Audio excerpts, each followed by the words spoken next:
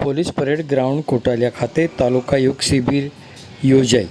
યુવાનોને દૈનિક જીવનમાં યોગને અપનાવવા અને સ્વાસ્થ્ય સમાજના નિર્માણમાં સહભાગી થવા જસુભાઈ રાઠવાનો અનુરોધ। ગુજરાત રાજ્ય યોગ બોર્ડ દ્વારા સ્વસ્થ ગુજરાત નશામુક્ત ગુજરાત અભિયાન અંતર્ગત 2 દિવસીય તારીખ 27 અને 28 ફેબ્રુઆરી દરમિયાન તાલુકા યોગ શિબિર પોલીસ પરેડ ગ્રાઉન્ડ કોટાલિયા ખાતે યોજાઈ હતી।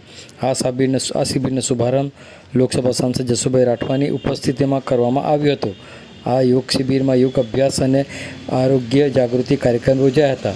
યોગ શિબિરના પ્રારંભ પ્રસંગે સાંસદ જસુભાઈ રાઠવાએ પોતાના પ્રેરણાદાયી સંબોધનમાં તેમણે યોગના વ્યાપક લાભો અંગે પ્રકાશ પાડતા જણાવ્યું હતું કે યોગ દ્વારા શરીર મન અને આત્માનો સર્વાંગી વિકાસ શક્ય બને છે।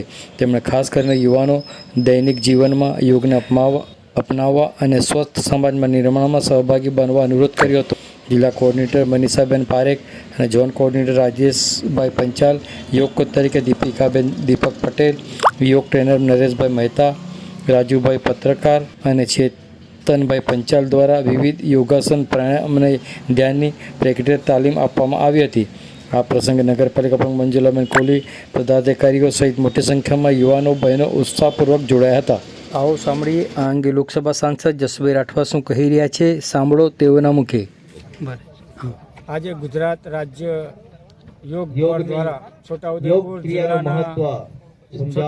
તાલુકામાં તાલુકા કક્ષાનો યોગ શિબિર યોજવામાં આવ્યો। આ યોગ શિબિર 2 દિવસીય છે। આજે 5 વાગ્યાથી લઈને શરૂઆત થઈ 7 વાગ્યા સુધી આ પહેલું સેશન ચાલશે। આવતીકાલે સવારે એટલે કે 28મી તારીખે સવારે 6 વાગ્યાથી લઈને 8 વાગ્યા સુધી બીજું સેશન ચાલવાનું છે। ત્યારે હું તમામ યોગ પ્રેમીઓને ખૂબ ખૂબ શુભેચ્છા પાઠવું છું ને આદરણીય વડાપ્રધાન શ્રી નરેન્દ્રભાઈ મોદી સાહેબ જે વિશ્વ યોગ દિવસ તરીકે 21 જૂનને જાહેર કર્યું છે તે બદલ તમામ યોગ પ્રેમીઓને પણ વિનંતી કરું છું કે આપણો દેશ યોગામય બને અને પોતે નિરોગીમય બને એવી શુભેચ્છા। વંદે માતરમ, ભારત માતા કી જય।